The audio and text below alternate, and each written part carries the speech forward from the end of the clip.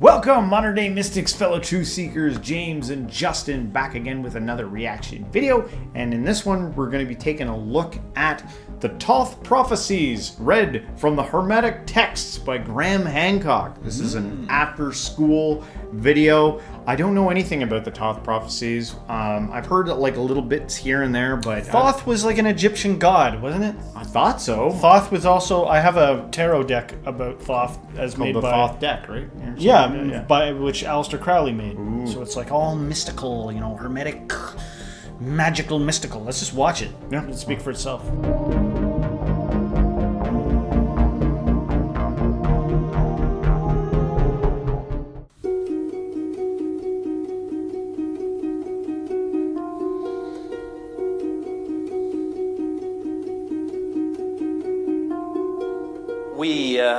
We live at a crossroads.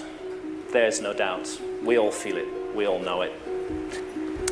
I don't think it's the first time that mankind has stood at such a crossroads. But here we are now, facing it and hopefully dealing with it. I'm going to close with a reading from the from the Hermetic Texts. Hermes was the Greek version of the ancient Egyptian god Thoth. The Romans knew him as Mercury. And in a dialogue, the Hermetica, many of them are dialogues between Thoth Hermes and various pupils of his. And in one called the Asclepius, a lament is presented. And it's like a prophecy. It's a bit like the Mayan prophecy. Egypt seems to stand as a metaphor for the whole world in this, and to my mind, for the world in our time. This lament, this prophecy is speaking directly to us. So it's Hermes speaking, and he's saying to Asclepius this: "Do you know, Asclepius, that Egypt is an image of heaven? Or to speak more exactly, in Egypt, all the operations of the powers which rule and work in heaven are present in the earth below. In fact, it should be said that the whole cosmos dwells in this our land, as in a sanctuary. And yet, since it is fitting that wise men should have knowledge of all events before they come to pass, you must not be left in ignorance of what I will now tell you. There will come a time when it will have been in vain that Egyptians have honored the Godhead with heartfelt piety and service, and all our holy worship will be fruitless and ineffectual. The gods will return from earth to heaven. Egypt will be forsaken, and the land which was once the home of religion will be left desolate, bereft of the presence of its deities. O Egypt, Egypt, of thy religion nothing will remain but an empty tale, which thine own children in time to come will not believe. Nothing will be left but graven words, and only the stones will tell of thy piety. And in that day men will be weary of life, and they will cease to think the universe worthy of reverent wonder and worship. They will no longer love this world around us, this incomparable work of God, this glorious structure which he has built, this sum of good made up of many diverse forms, this instrument whereby the will of God operates in that which he has made, ungrudgingly favoring man's welfare, this combination and accumulation of all the manifold things that call forth the veneration, praise, and love of the beholder. Darkness will be preferred to light, and death will be thought more profitable than life. No one will raise his eyes to heaven. The pious will be deemed insane, the impious wise, the madman will be thought a brave man, and the wicked will be esteemed as good.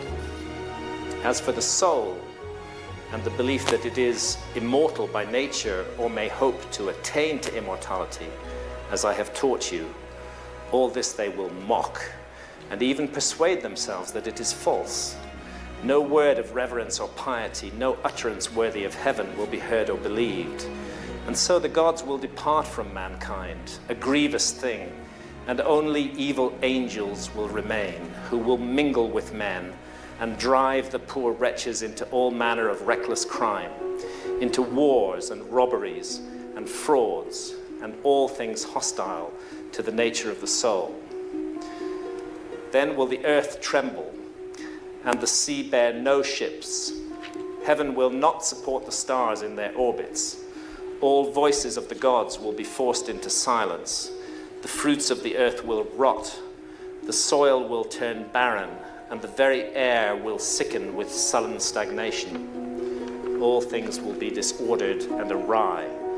All good will disappear. But when all this has befallen Asclepius, then God, the creator of all things, will look on that which has come to pass and will stop the disorder by the counterforce of his will. The first thing that kind of got me thinking was what he said in the very beginning was about humanity's at a crossroad. And I feel like we're always at a crossroad, right? Every generation is, hit with its new challenges and things that it has to overcome. And maybe one thing that we're facing right now is some type of spiritual depravity. I think that's what kind of this is alluding to.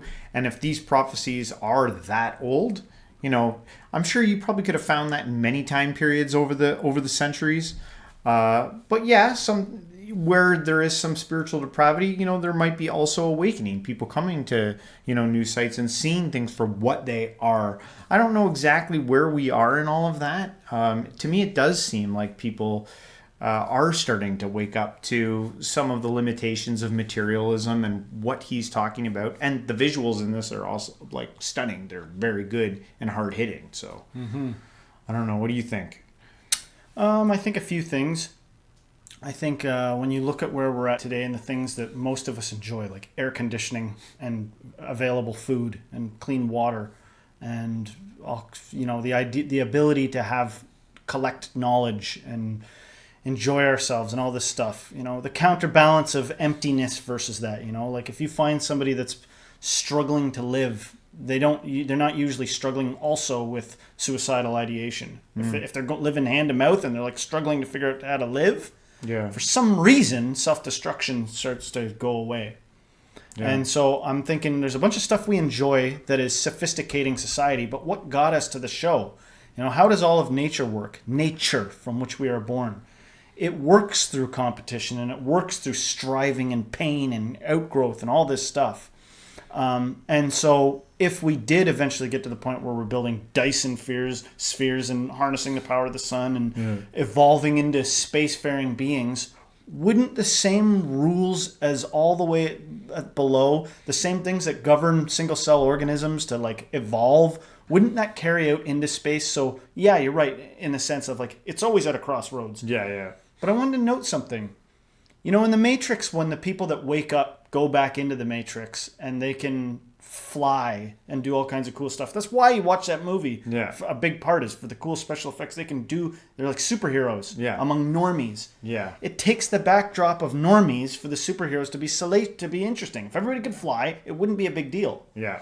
So for those of us across all the lifetimes you've lived that were a disciple of Buddha or walked with Jesus, were there when Muhammad, came fresh with the scriptures, or even happened to be some of those people in a past life. This is the game. You know the game well. You see it, and it's always available to you to be outside of it. Yeah. It's always available to you to go be like Hermes. Hermetic comes from secretive, concealed, hermetically sealed. Yeah. It's always been weirdo to not do what the group's doing. Yeah. And what the group's doing is of a higher order thing. It's you wouldn't look at a group of ants and be like, idiots. Yeah. Stupid ants. What are they building for? What does it all mean? Just be grateful that you're looking at it, able to observe it separate from it. Yeah, there's a way of looking at it as part of the evolutionary process. Yeah, there's a lot of terrible things humanity has done, although there's also a lot of good things we've done, right? Yeah, and it's my job to sit here and spit out a bunch of philosophical shit, and it's your job, if you're not like that, to look at me and judge. Good. alienate me, push me to the fringes of society, because that's where I feel nice and special. Yeah. You know what I mean?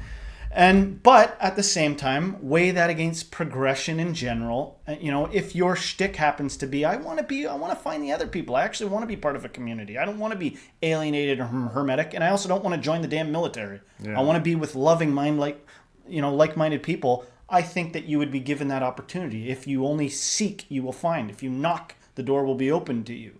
Yeah. But to look around and judge the environment as like not complete yet, it ain't never going to be complete. Yeah. There will always be point. something to differentiate and criticize. And, Yeah. you know, now's the most significant time ever. It's always the most significant time ever. It's always the cutting edge. Yeah. Is now. Right now. It's happening.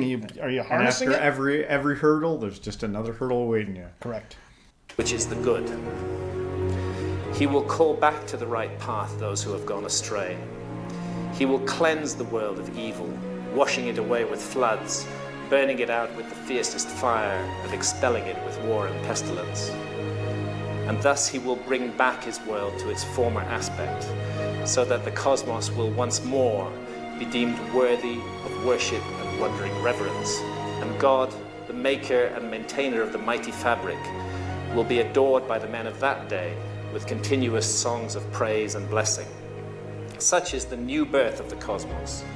It is a making again of all things good, a holy and awe-inspiring restoration of all nature, and it is wrought inside the process of time by the eternal will of the Creator.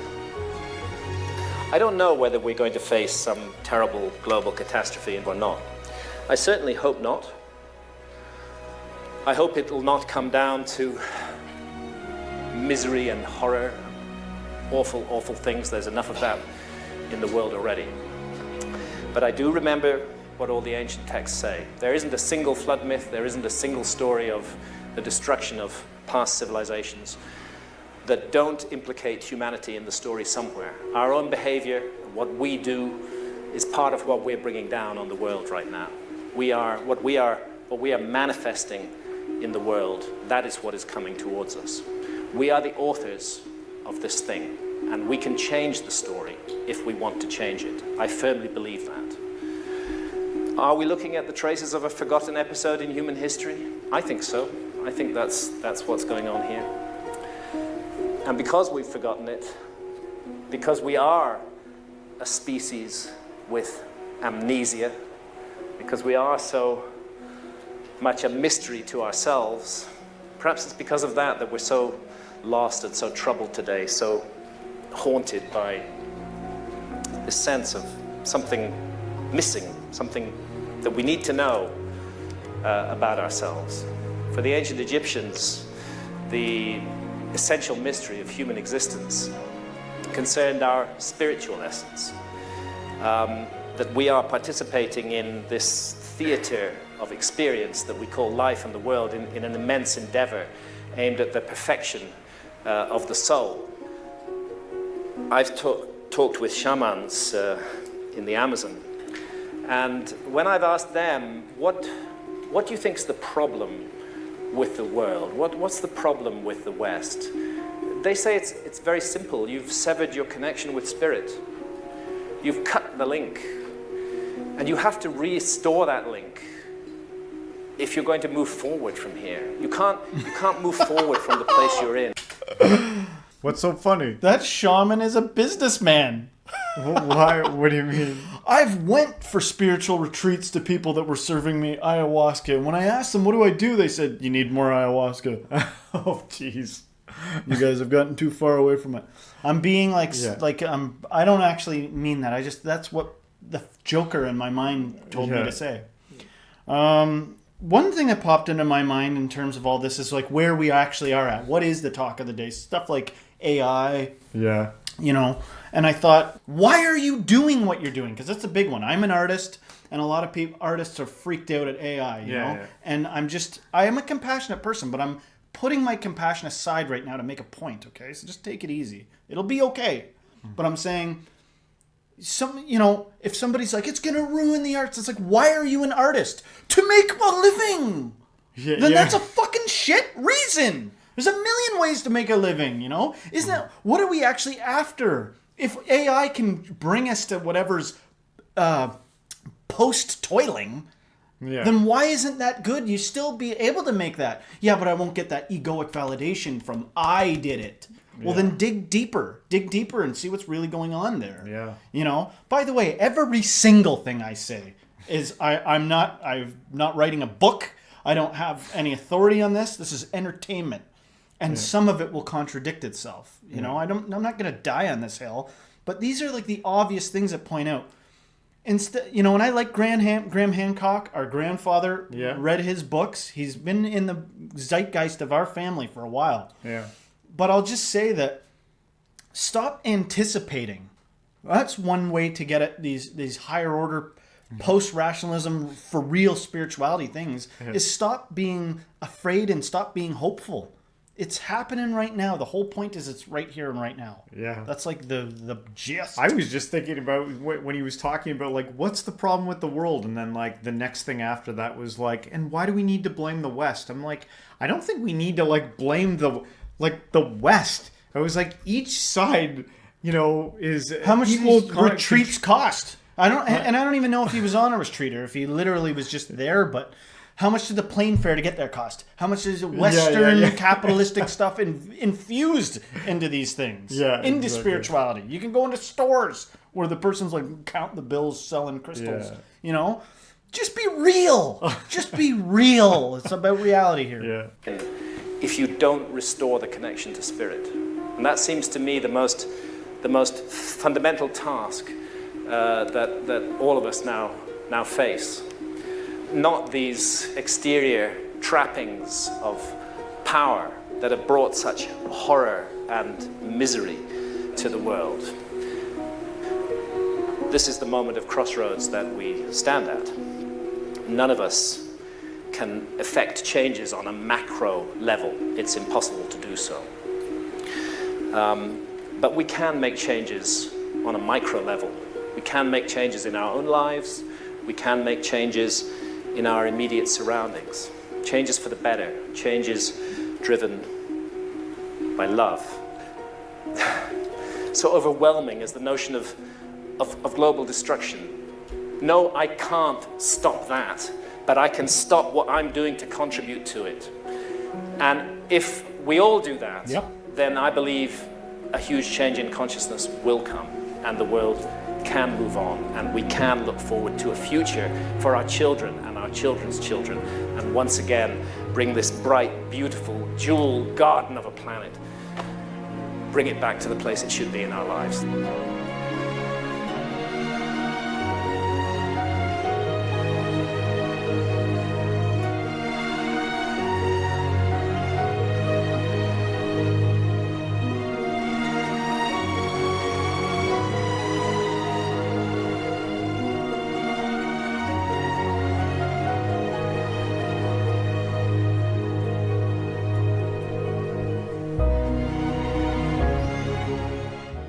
There's a few things at the end there I really liked. I liked the idea of the call to stop contributing in ways you don't want to contribute and start doing the things that you want to do. And the idea that a small ripple can become a wave. That's, if you make a lifestyle choice and start doing something, it has an effect.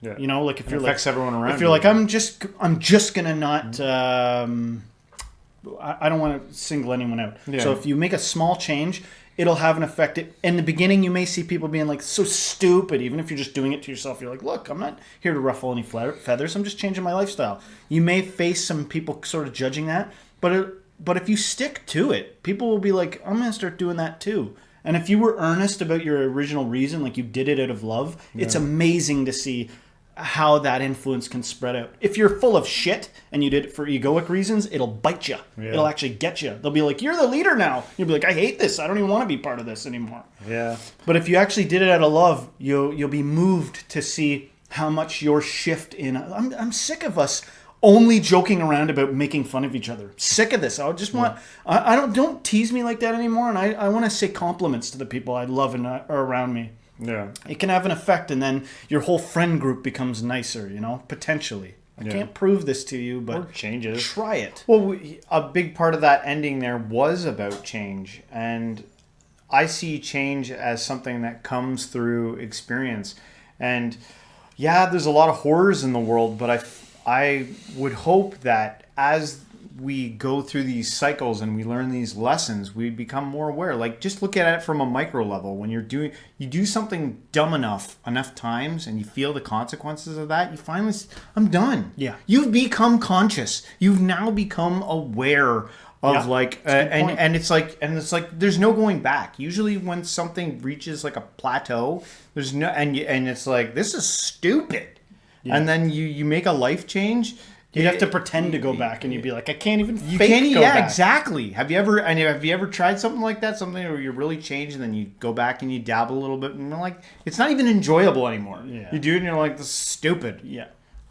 It's actually, that's why there's sometimes warnings before you start something. It's like, once you start, Yeah. you're off to the races. Yeah. There's whole books that start like that. That are like, And to you- the reader, be careful. A lot to be said there about consciousness work, right? Mm-hmm. If you dabble in meditation, you start doing like a little bit of meditation, you start doing a little bit of this and that, and you're like, start And getting closed-minded uncomfortable. people, don't they seem to intuit this? Seriously, closed-minded people, they won't give you an inch. No. I'm not thinking about that, because they know when you open the floodgate, it's like a hop, skip, and a jump to. Yeah. Well, this is the reality I'm in now. Yeah. More sophisticated issues. Yeah. Or just different ones, But I do like the idea of progress. Yeah. I like the idea of somebody being bold enough to be like, what if life could be good? Let's get together with some other like-minded people and just, instead of being a naysayer, be like, life could be good. Yeah. Now, at the same time, it's like, what really is good without bad? Yeah. What is it? But at the same time, I really like comfort. I really like good things. Yeah. So I like to see and progression and fascination and novelty. Yeah. Maybe we'll edit that part out. All right. Anyway, hopefully you guys liked this reaction. If you did, don't forget to hit the like, subscribe, share us with a friend, and everyone till next time, stay spiritual.